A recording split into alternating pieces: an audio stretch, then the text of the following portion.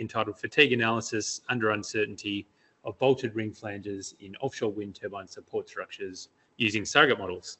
Did that in the Department of Mechanical Engineering and was associated with Offshore Hub. So a small amount about myself. I'm a mechanical engineer by training. I graduated from Curtin about 15 years ago now, 14 years industry experience, mainly engineering for the offshore environment. That's across wave energy and wind energy principally. And yeah, I've been working for the last 4 or 5 years with subsea cables for offshore wind. So in the industry that I'm going to talk about today, but in a slightly different area. Supervisors were Melinda, Ed, and Mubasha, and I just want to give a really big shout out for all the support, enthusiasm, and just enjoyment that they provided over the time as well. So into the interesting stuff, I guess. So I'm going to give you a bit of an outline of my work, not too much detail technically, and you can go and find that in the papers. But first of all, what I'm going to give you is the context in which it sits, and the industrial context particularly. So we're talking here, and we'll talk about the offshore wind industry, its growth and its challenges. I'll move into the particular aspect of offshore wind that I'm interested in, and that's the bolted ring flange, and you'll see the importance of that in supporting wind turbines offshore when I cover it, and the uncertainty associated with designing, manufacturing, assembling, and operating the whole structure, and in particular the connection itself. Talk about how surrogate models might play a role in helping design and understand the operation of these structures as well. I'll then flow into the research objectives of the work, combining all those three topics, and I'll give you some research highlights from the work as well. So there's three conference papers and one journal paper published, one under review at the moment. So there'll be a bit to touch on there. I'll talk about conclusions and future work at the end. So offshore wind, it's a global industry now.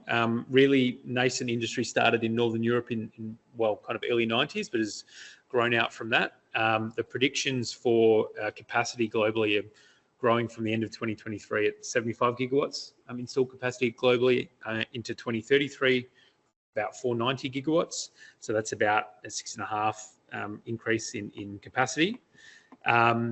Structures offshore being installed as well. So obviously with that increased capacity, you have an increased number of structures offshore. Quantified at about 9,000 in mid-2021, up to 25,000 in 2040. And interestingly, the quantum of increase for the structures is not quite the same as the quantum of increase for installed capacity, and that's because the individual turbine sizes is growing as well. So we're looking at now turbines being installed with individual capacities of, say, 9 to 10 megawatts, up to 13 megawatts. The turbine manufacturers now have products on the market for 18 megawatts, and then up to 20 megawatt test beds as well. And what that means in kind of size terms, and you'll see on the next slide some photos that kind of really drives it home, is that specifically the piece that we're going to talk about today, the foundation, so the bit that kind of founds, if you can see my cursor here, founds the turbine into the seabed. The foundations now are kind of growing in size from, let's say, 6 meters in diameter, big steel cans, into 10 meters in diameter currently, and then going larger than that as well, manufacturing capacity up to 15 meters diameter. So there's a really big increase in size. And with that comes challenges, and in particular, challenges in scale. So a couple of photos of me looking a bit goofy in front of these foundations. So these are what you call monopile foundations, large tubular steel structures welded together. So it's a bit hard to see, but you can see some weld seams between can sections there, and you can see some can sections maybe down in the back there. So what we've got here is monopile foundations on the right-hand side of the production facility in Spain of 10 meters diameter and about 75 meters in length and about 2,000 tons. So really large steel structures to support the forces being generated by the wind turbines. On the left-hand side, you've got some monopiles laid down at a Rotterdam port at a facility for the fabricator called SIF. Those are smaller. Those are about 8 meters diameter, about 65 meters in length, and about 1,000 tons, 1,200 tons each. But they're still really large steel structures, and you can kind of see a little telehandler just here, which kind of gives you an idea of scale. And when I was there, there was about, I don't know, there's probably about 60, 70, 80 of these all laid out. So large structures, multiple of them, more and more, and that brings challenges. That brings challenges in design of these really large structures, brings challenges in manufacturing, which I'll touch on a little bit more shortly, and it brings challenges in installation and maintenance and operation as well.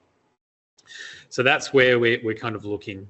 And in particular, where we're looking for the structure is what we call bolted ring flange.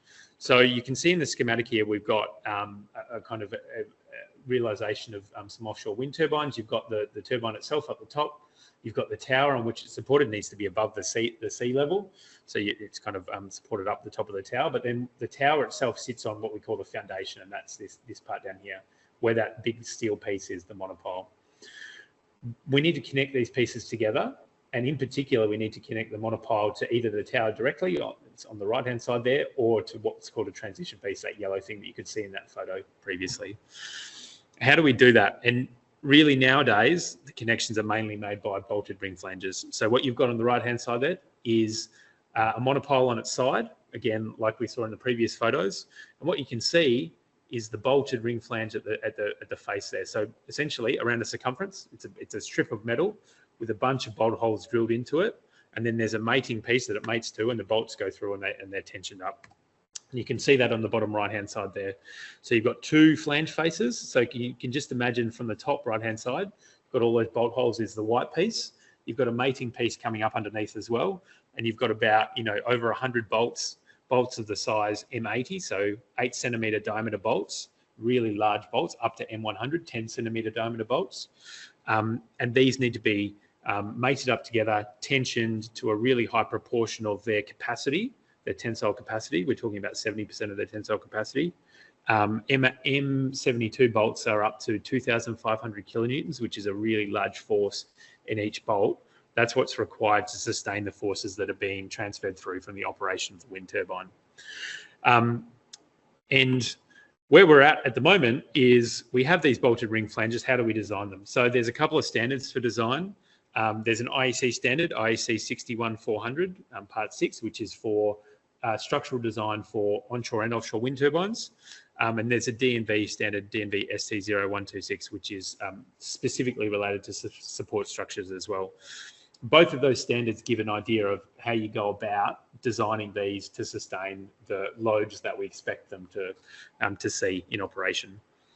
And that is basically taking what we call the overturning moment. So if you can imagine the winds being applied to the turbine as it's operating, or indeed even if it's stood still, and it's applying a kind of levered overturning moment onto that cantilevered structure.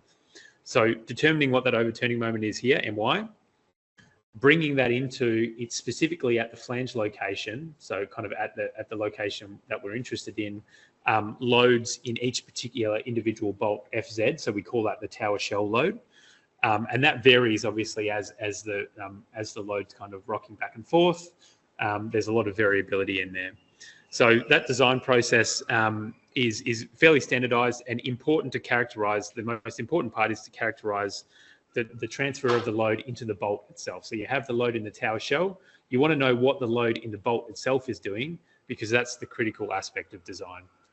And what we have, especially offshore, is a really onerous load case where for the 25 to 30 year lifetime of these turbines, you're sustaining roughly 10 billion load cycles. And there's really high variability there, and that's associated to the wind action, the wave action for offshore turbines, and the operational loads as well. They're starting and stopping, they're yawing around to try and find the wind direction. There's a whole bunch of variables that go into make that load profile extremely variable, which means that the fatigue assessment for these bolts and these bolted connections, so the lifetime under the variable loading, is really important. So how do we do design for fatigue assessment? And it's essentially the same as how you would do design for any type of mechanical component under a fluctuating cyclic load. You take your load profile. So we've got the load profile in the overturning moment, MY, or the strip load, the tower shell load, FZ. You determine what the transfer is into the bolt itself. And we can either use a method, a finite element method, so a numerical computation, which is allowed for under the standards, or we can use a simplified analytical approach, which is also allowed for in the standard. Those two methods have their advantages and disadvantages. The FEM is more accurate, it's more complex, you can bring more effects in it. but it's a lot more computationally expensive. The analytical model is really quick, but it's pretty rough and dirty. It provides only an estimate of the load transfer function, and it's not particularly accurate. Nonetheless, if we've characterized our bolt load transfer function, we then perform rain flow cycle counting, much as you would do for any traditional fatigue assessment. You couple that with a selection of a fatigue detail category, and indeed, given that these standards have come out of Europe, the fatigue detail categories are generally drawn from the Eurocode standard, Eurocode 3 for steel structures, and you perform cumulative fatigue damage assessment. So you essentially compress your 10 billion load cycles down into, a number that says I have an allowable of, and let's call it 1, because that's generally what you have. I've consumed 40% of my fatigue life by this point in the lifetime of the structure, or I've consumed 20% or whatever it may be. And that's the design process. Where we're really interested for this work is this part here, the characterization of the load transfer, because that has a really big impact on the end product, cumulative fatigue damage that you end up with. If your characterization of bolt load transfer is conservative, much like the analytical methods are, you could really overestimate the cumulative fatigue damage that you expect over your load cycle. If you use your finite element simulator, you could get a much tighter estimation, but what that comes at cost of is computational efficiency. And really that's important where we think about what the uncertainties are that are at play in the design process as well. So it's not a deterministic process, or it's not deterministic when you think about the design point. We have uncertainty in the bolt preload. We know that the assembly processes are uncertain. We have manual processes to tension these bolts up to a really high proportion of their yield strength. And we know that there's scatter in the bolt preload achieved. You have some nominal set point, you're going to have some scatter around that. That introduces uncertainty in the design. Changes in bolt preload changes the characteristic of the bolt load transfer function, and then that propagates through into uncertainty and fatigue estimates. We know that there's uncertainty in the geometry as well. So these large structures, as I said, we're up to kind of like 10 meters diameter now. The tolerances, the geometric tolerances that are allowed on the flatness of the surfaces, so in particular the flatness between the flange faces, kind of in this mating section here between the white and the red flange faces, we're talking no more than 2 mils global tolerance of a single flange face over 10 meter diameter. So that's really hard to achieve technically. And we don't know, unless we make an assumption about worst cases, we don't know what the profile of the flange face will be when we're performing design at the start, before the structure is built. Once the structure is built, we can obviously take measurements of this, but it's still going to be a randomized surface. We don't really know where the imperfections are going to be. So we kind of want to treat that uncertainty in some kind of principled way. We also have uncertainty in the load case, as I said before, highly variable. The structure is acted upon by winds and waves, and it has some operational considerations as well. So we need to incorporate that. And then there's some other uncertainties related to materials, etc. So if we think about all these uncertainties, and then we also think about how many load cycles we have, it's not really practical to use a finite element simulator to run a kind of parameter space search to treat that uncertainty. It's possible to do that with the analytical approach, but that's not particularly accurate as well. We're not really confident in the outputs. So what can we do? And that's where surrogate models come in. And I'll just, at this point, describe surrogate models at a very high level. And you can go to the papers written to kind of have a bit more detail in there. So basically what we've got is some input-output relationship. We've got input parameters X. We've got some simulator here. In our case, that's the finite element simulator, f of X, and that provides some output estimate. And the inputs primarily are the tower shell load, as I said before, FZ, the bolt preload, the geometry that we're acting upon, a couple of other bits and pieces, materials, etc. We simulate that through the finite element simulation, numerical simulation of a structural response, and we get some output estimate of the load in the bolt itself. But as I said, it takes a long time. So what we want to do is we use a surrogate model, some technique to estimate the input-output functional relation. And in this work, what we've done is we've used Gaussian process surrogate models. And I'll touch on Gaussian processes on the next slide. Suffice to say that the intent is to speed up the estimation between the input space and the outputs. So Gaussian process surrogates are a statistical surrogate model of the input-output functional relation. And we're assuming that we observed that function f of x at some limited subset of inputs x. How are we predicting where we haven't observed? Well, we treat the function itself probabilistically, and we assume that it's drawn from some probability distribution. And underlying that assumption, underlying the assumption that's drawn from the probability distribution is a further assumption that the function is smooth and continuous. So we assume that the probability distribution from which the function is drawn from is a Gaussian process, and that's what's shown here in this equation. We've got the function f. We've got it's described in a probability sense as a Gaussian process with some mean function m of x and some covariance kernel. And the mean function m of x is describing the global variation of the function, and the covariance kernel is describing the kind of finer scale variations, the smoothness, the periodicity, etc. So the mean function that we assume in our work here is zero mean, and then we're assuming the covariance kernel k x prime as a squared exponential. That's fairly flexible, and in the use of Gaussian processes, a judicious selection of the covariance kernel is useful. It's kind of describing how similar the outputs are at different inputs in the space, and they'll be more similar at inputs that are closer together. They'll be less similar at inputs that are further apart. And a nice way of kind of describing that in a little bit more detail is an example. So what we've got here is, and this example, if you're familiar with Gaussian processes, you've probably seen this a million times, but it's a nice example to kind of describe what we're doing. We're conditioning on the data that we observe. So we condition the probability distribution on the data that we observe. So we have an unobserved function in a black dotted line, and then we assume that it's drawn from some prior. And in this sense, it's the Gaussian process prior. We've got the zero mean. So we've got the zero mean with the dark blue line here. And we've got some sense of uncertainty. So the uncertainty bounds here are shown with the kind of blue shading. And what we can see, given that we know what the unobserved function is, or the unknown function is, we can see that our prior kind of captures that. So our prior assumptions are reasonable. But what we also know is that that prior assumption doesn't really capture the fine scale variation particularly well.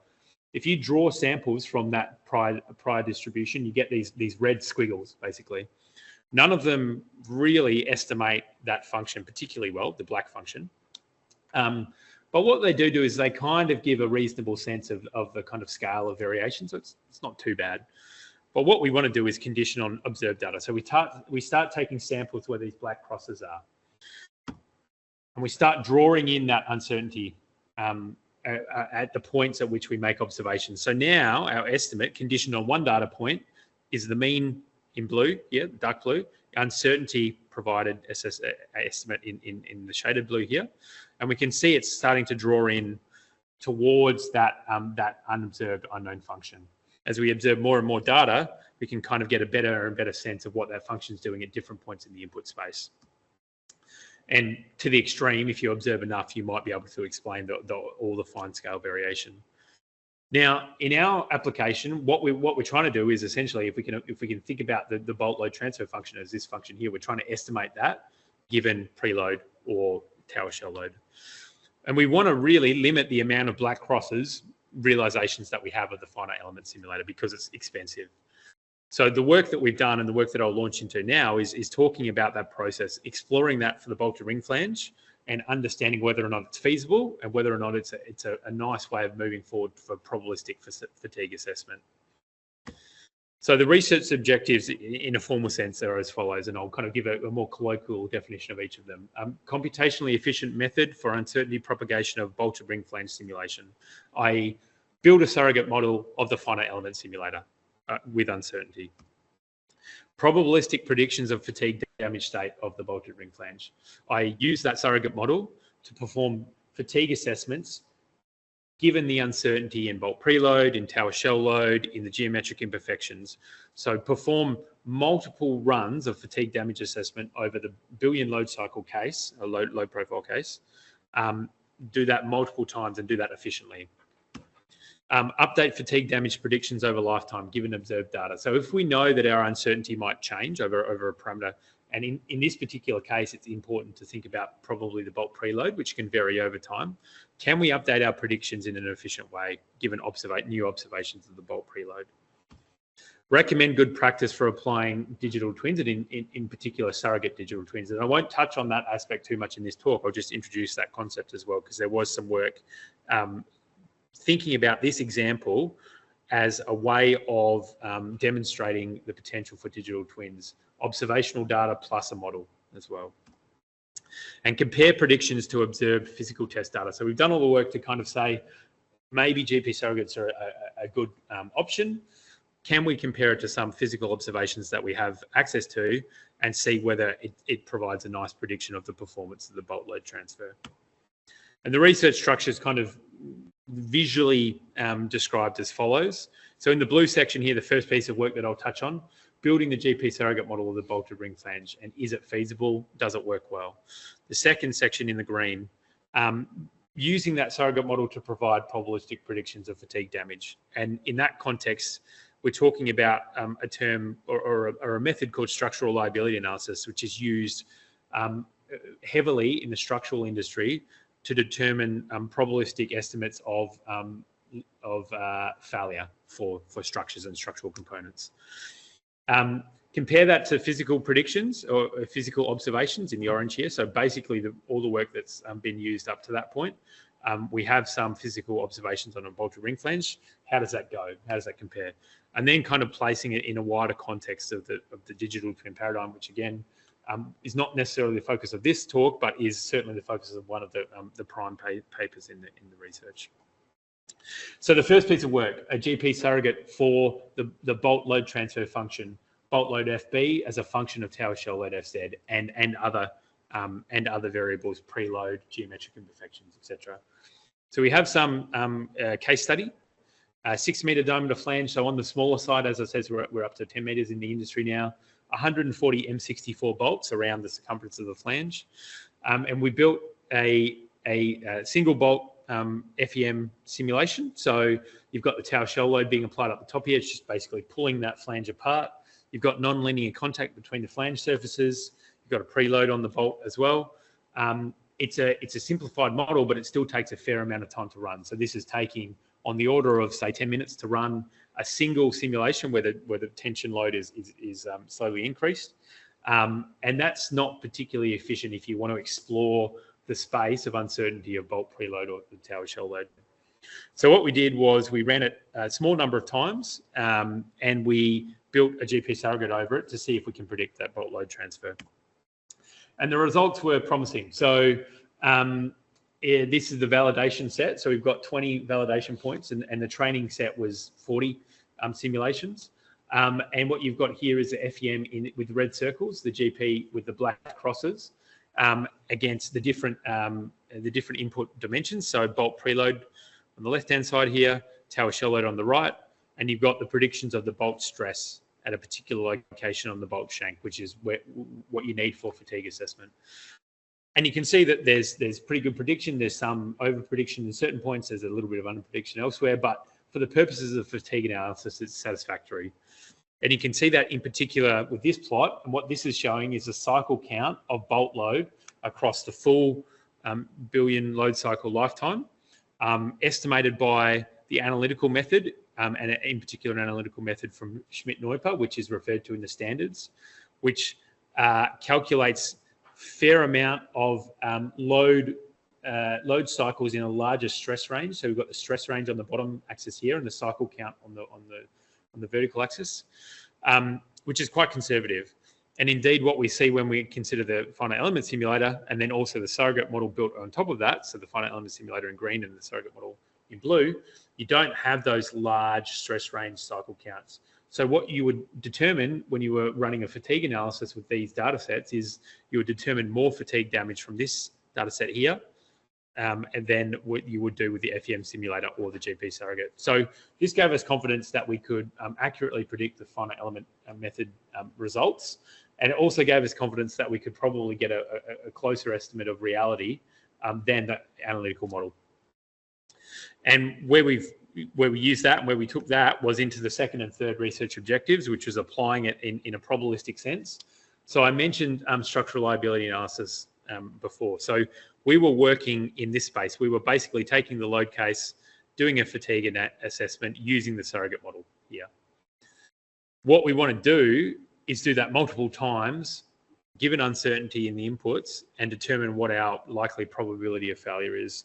So we did that by sampling from the uncertain factors in a Monte Carlo simulation, running the load case and the surrogate load case through the surrogate model multiple times, and for the Monte Carlo simulations that we performed, it was 200,000 times.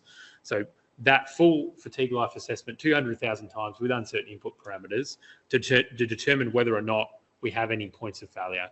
And the points of failure are where the allowable fatigue damage, demonstrated up here in this equation here, delta, is less than what was accumulated over that full load cycle. So if G is less than 0, you have a failure point. G is larger than 0, you don't have a failure point. And if you do that over enough runs, you can estimate what the probability of failure is. And the standards, in particular the D&V standard, has an allowable target for annual probability of failure. So the uncertain factors that we were considering for the work here were bulk preload. And as I said, we know that it varies because we know that the assembly process is imprecise. So we have some quantification of what we expect the uncertainty to be. We also make an assumption in this work that the bulk preload will vary over time. So the uncertainty of a bulk preload will also vary over time. And that's through relaxation. Mechanical relaxation can be also due to retightening if it's relaxed too much as well. And this is a big focus for industry. They send technicians out on a yearly basis to check what the preload is on a certain subset of bolts in each of their structures. So it's a really costly part of their day-to-day operation. And if you have some sense that you can treat uncertainty in the bolt loads in a principled way up front, and then also during lifetime, you might be able to mitigate those actions that they need to take to go and observe the structure. So we've got uncertain bolt preloads at different points in time: at the design point, when it's installed, when they go and check at the 6-month point, and also when they retighten. So that's adding to the complexity because we want to analyze the fatigue under each of those different uncertainty distributions for the bolt preload. Also made an assumption about the allowable fatigue damage as well, which traditionally is taken as 1 in fatigue assessment, but in a probabilistic treatment of fatigue, you can take the allowable fatigue damage as log normally distributed around 1 as well. So those are the 2 main uncertain factors that we ran this fatigue assessment for. So we ran, as I said, 200,000 fatigue assessments with different preloads, different allowable fatigue damages to estimate a probability of failure. And that's what's visualized in this plot. So what you've got in the blue, well, on the axes, first of all, you've got the allowable cumulative fatigue damage. So this is on the vertical axis, and you've got the bolt preload on the horizontal axis. And each of the blue points is a sample from the probability distributions of the preload and of the allowable damage. So let's just look at the nominal preload is about 1,700 kilonewtons. So we're kind of sitting in the middle of this range here. Sampled right at the top here, you've got your preload's actually at about 1,600 and your allowable fatigue damage is at what, 3.75, something like that. What we've got in concert with that is a simulation in using the surrogate in red or using the analytical model in green. And basically what we're doing here is saying when we run the surrogate or the analytical model, what is our outcome for our estimated fatigue damage, cumulative? Is it higher or lower than the allowable sample that we have? And if it's higher, that's a point of failure. And the number of points of failures over the total number of Monte Carlo simulation runs that we have is the estimate of the probability of failure here. So this is tractable and possible with using the analytical model. It's possible using the surrogate to do this because you're running over, a huge number of load cycles over a huge number of runs. It's possible to do with the surrogate. It's just not possible to do with the finite element simulation. So this is a nice outcome to kind of prove that this is a way forward to do probabilistic fatigue assessment for bolted ring flanges. And indeed, surrogate models for probability of failure estimation under structural liability analysis is not a new thing in structural analysis as a whole, but it's not been demonstrated in the literature. Literature at the moment kind of stops at doing probabilistic fatigue analysis with analytical models. Doesn't touch on using finite element method simulations at all. So this is a nice outcome of this piece of work. I'll touch on this very briefly. I've mentioned that there's a piece of work in the thesis that talks about digital twin paradigm. And it's really thinking about how you marry up a simulation model of some physical system, so simulation model here in green, of some physical operating system here in orange, and how you can use data observed on that physical system to update your model, your simulation model, to more accurately reflect the scenario that you have at hand. The work that we did was looking at using the surrogate instead of the heavy-duty finite element simulation as the model itself. So it kind of contextualizes the bolted ring-flange problem and the surrogate model of the bolted ring-flange in this digital twin paradigm. If we're getting updated information on the bolt preload, for example, over time, how do we update our model? And then how do we use that updated model to more accurately reflect what we have in reality? And we've introduced terms called fast twinning. So twinning the model with the physical observations, and slow twinning. Twinning the surrogate model with the physical observations, and slow twinning the more expensive simulation model with the observations as well. So the paper reference 10, which you'll see at the summary slides, kind of covers that in a bit more detail as well. So now I'll just skip back to the surrogate model itself and a comparison with physical data. So I was fortunate enough to meet some guys from a research institute in Belgium called OCAS, and they ran a test. It's still a lab scale test, but quite a large lab scale test for resonant bending fatigue of a bolted connection. So what you see here is a test rig with a bolted connection in the middle here, with two flanges mated up with bolts connected together, much like what you would get in the wind turbine structures. A shaker on one end, so over here there's a shaker, and two support points. And basically what this test rig does, the shaker kind of starts to vibrate and introduces resonant bending in that test structure. So you can introduce, a large number of bending load cycles into that central portion there over a short period of time. So it allows you to kind of accelerate fatigue life for that bolted connection. So they ran these tests in conjunction with an offshore wind developer in Europe called Parkwind, and they ran over 1 million load cycles over a very short period of time. We're talking over a couple of days. So if we think about 1 billion load cycles over a 25-year lifetime, they're running 1 million load cycles over a couple of days. It's a kind of a very accelerated test. And they were kind enough to give me access to the data. High frequency sampled data. The bending resonance of a single cycle for this is about 20 hertz. Data was sampled at 1600 hertz. So you can really see the profile of the bolt load transfer in this data itself. And what I did was took that data, did a bit of post-processing to it to kind of characterize the bolt load transfer. So on the left-hand side here, what we've got is 9 bolts around that circumference. On the horizontal axis, you've got the load that's being introduced into that bolt, and on the right-hand side, you've got the bolt load FB. So we think about FZ down here, and FB, that's our load transfer function that we're trying to emulate with the surrogate model. So you've got several tests that they've run, a really high sample frequency for the data, and you can characterize the bolt load transfer function. You can see that the preload varies. The preload's at the point where the tower shell load's at about 0, so kind of in the middle here. The preload varies between tests, which is interesting. The behavior of each of the different bolts is different as well. So you can see a much steeper profile here in the top right-hand panel. You can see a much flatter profile here. So if you do a fatigue assessment over a number of load cycles on this bolt, as opposed to this bolt, you'll have a shorter fatigue life here. So really interesting data set.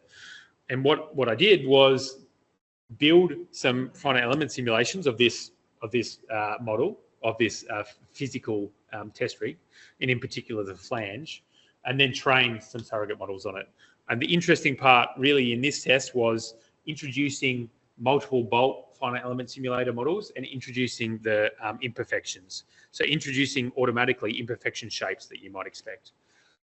Also did the single bolt segment model as well, just to try and compare in between the two. And again, the outputs were reasonably encouraging. So single bolt model on the left-hand side, predictions again in the black crosses with the red circles, the underlying finite element simulations, and reasonable predictions again for the single bolt model. On the right-hand side, what we've got is for the multi-bolt model, you can see the FEM is in the coloured crosses and the GP is in the black icons. So it's a bit switched around there, but nonetheless, good prediction given uncertainty in the tower shell load, one dimension here on the left-hand side, and in the imperfection size as well. So we're changing how much imperfection there is in the geometry, but we can still predict what we think the bolt load will be given some input load as well. So it was a nice outcome for this work because industry's really concerned about two things: variation and preload, because they go out there and they observe the preload, as I said, and they're also concerned about what the geometric imperfections are doing to the bolt load transfer function. So this work kind of suggests that we could use potentially the surrogate model as a method to perform probabilistic prediction given uncertainty in the geometry. So this is the prediction. These are the bolt load transfer function predictions from the single bolt segment model. 3 different bolts. One's a little bit steeper in the middle there, and the other 2 are a little bit shallower. And you can see the shallow ones are reasonably well predicted by the single bolt model, and the steeper one's not that well predicted really. That's improved when you think about the multi-bolt model. So what we've got here is the multi-bolt model, the observed data for the steeper section, and you can see that if we think about this prediction here in the middle, you kind of capture the steepness in the middle ranges there of the load, which means that you're probably going to more accurately predict what your fatigue is for that bolt. And the shallower bolt profile is captured really well with the multi-bolt model. So it was a nice outcome for that work. Supporting that work, and this is the kind of final piece of research that I'll kind of present and then I'll sum up.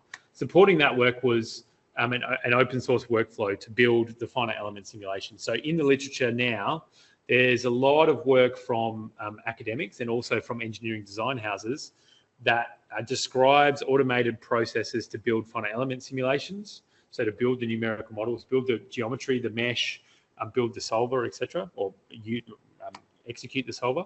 But they're all using proprietary software. So they're all using for the FE solver, they're all using ANSYS or Abacus. None of them are using things that could be considered open.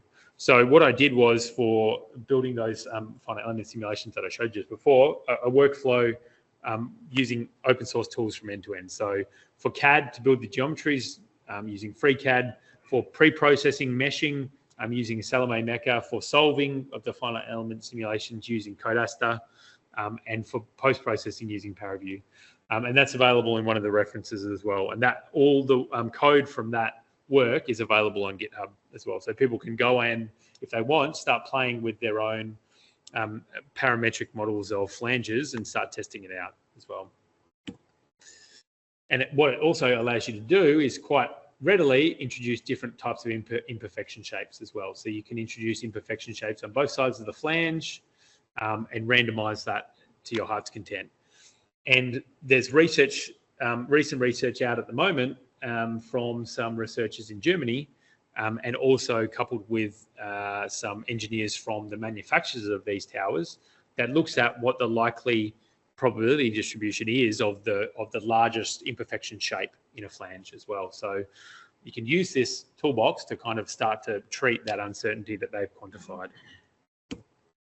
So I'm going to sum all that up with some research contributions, and I'm going to kind of couch it in the framework that we discussed before.